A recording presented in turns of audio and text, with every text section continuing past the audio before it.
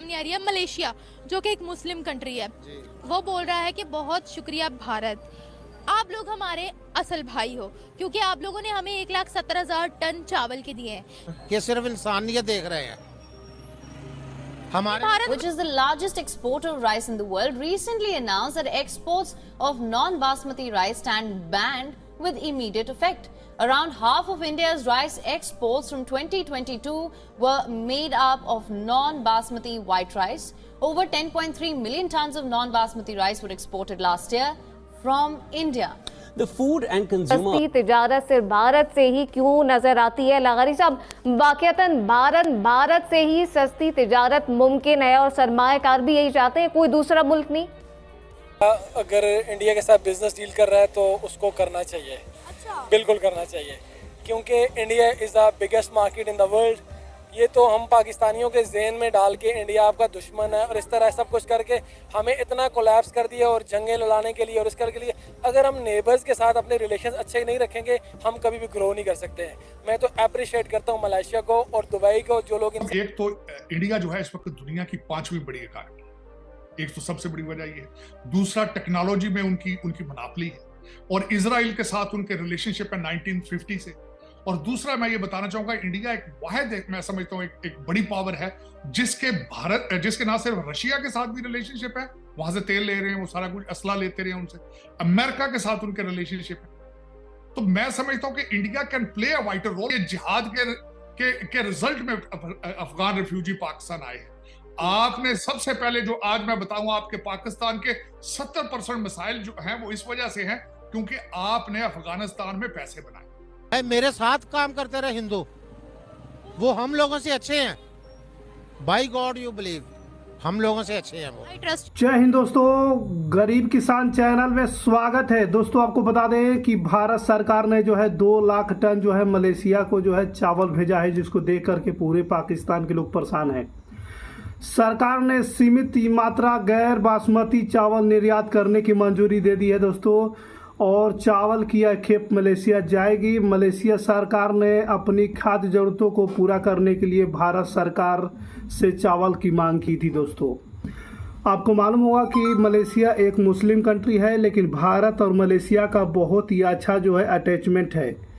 ये देख करके पूरे पाकिस्तान के लोग परेशान हो चुके हैं। केंद्र सरकार चुनिंदा देशों को सीमित मात्रा में जो है चावल निर्यात मंजूरी का जो है समय दे दिया है, और चावल जो है अब सरकार सीमित मात्रा में जो है बासमती चावल जो है निर्यात कर रहा है।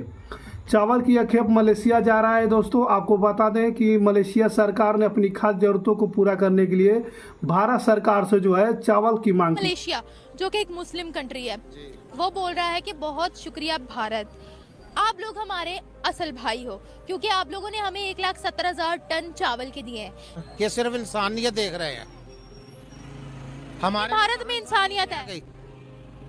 भाई मेरे साथ काम करते रहे हिंदू, वो हम लोगों से अच्छे हैं। बाय गॉड यू बिलीव, हम लोगों से अच्छे हैं वो। I trust you.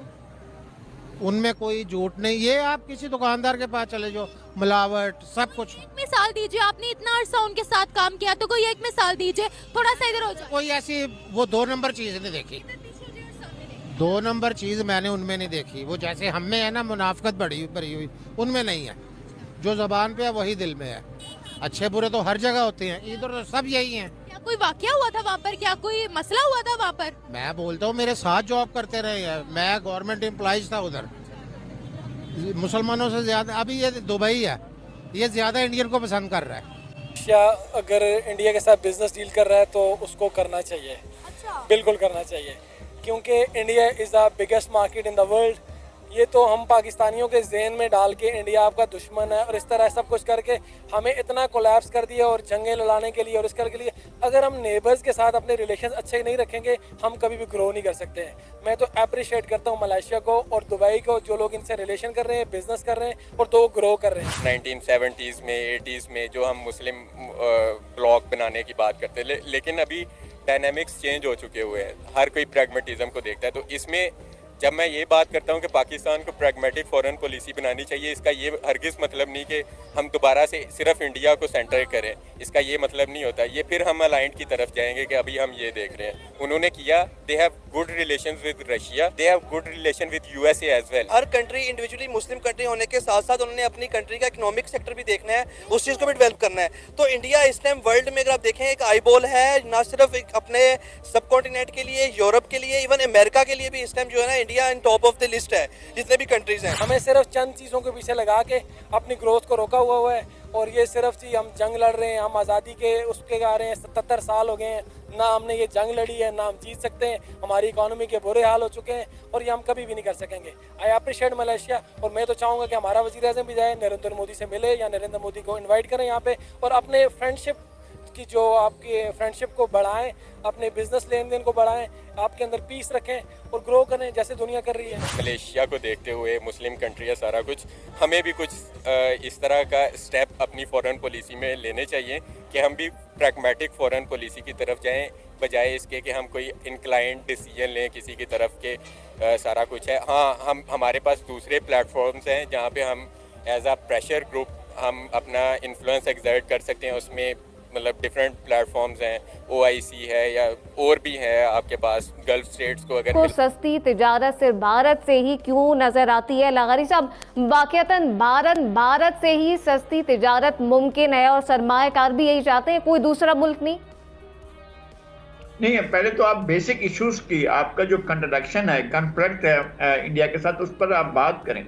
कम अज कम अपने लोगों को एतमाद में लें, अपने इदारों को एतमाद में लें। आप सिक्योरिटी, पाकिस्तान का जो सिक्योरिटी का इदारा है उसके साथ बात करें कि जनाब ये मामलात हैं। आपकी जो भी दीगर पॉलिटिकल एलाइज हैं उनके साथ बात करें, उनके साथ बैठ कर कहें कि जनाब ये मामलात हैं, हम इस तरह से चाहते हैं कि इंडिया के साथ ये मौजूदा हमारे इख्तलाफात हैं, हमारा कश्मीर का इशू है, हमारा सरक्रीक का इशू है, हमारा पानी का इशू है, हमारे दीगर इशूज हैं। इन इशूज़ के होते हुए क्या हम ऐसा कर सकते हैं कि उसके साथ बायलैटरल ट्रेड के बारे में गुफ्तगू करें? इसके बारे में आपको अपनी पार्लियामेंट से, आपको अपनी पॉलिटिकल पार्टियों से, आपको पाकिस्तान की इस्टेब्लिशमेंट से, पाकिस्तान के ताकत के मराकज़ से, तमाम इदारों से बात करनी पड़ेगी। अगर आपने ये कर ली है, ये प्रैक्टिस कर ली है और उनसे एतमाद हासिल कर लिया, तो गो अहेड, आप जाएं और करें ये कारोबार।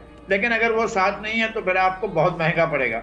दूसरी बात यह है कि आपको कोई रुकावट नहीं है कि आप ईरान से और अफगानिस्तान से बिजनेस करें।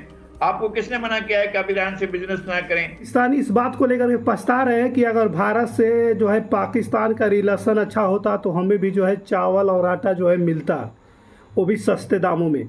जिस तरीके से मलेशिया को जो है 2 लाख टन जो है चावल दिया गया है, उसी तरीके से जो है उन्हें भी मिलता है। इस बात को लेकर के पाकिस्तान के लोग हैरान है, क्योंकि मलेशिया भी एक मुस्लिम कंट्री है, उसके बावजूद भी जो है भारत का मलेशिया का बहुत ही अच्छा जो है वो संगठन है और मित्रता है। दोस्तों, आपको मालूम होगा किस तरीके से पाकिस्तान के अंदर फूड क्राइसिस जो है बढ़ती जा रही है। वही बात करेंगे पाकिस्तान के अंदर जो है एससीओ समिट के लिए, तो एससीओ समिट हो रहा था लेकिन भारत ने जो है उस पर जाने से मना कर दिया दोस्तों, क्योंकि एससीओ समिट में पाकिस्तान के लोग सोच रहे थे कि अगर भारत के प्रधानमंत्री नरेंद्र मोदी जी अगर एससीओ समिट में आ रहे हैं तो पाकिस्तान का जो दहशतगर्दी का जो ठप्पा लगा है, जो मोहर लगा है उसके माथे पर, वो दूर हो जाएगा और पूरी दुनिया में पॉजिटिव मैसेज जाएगा कि भारत जो है या पाकिस्तान को दहशतगर्द नहीं है, तभी भारत जाके वहाँ जा रहा है। तो भारत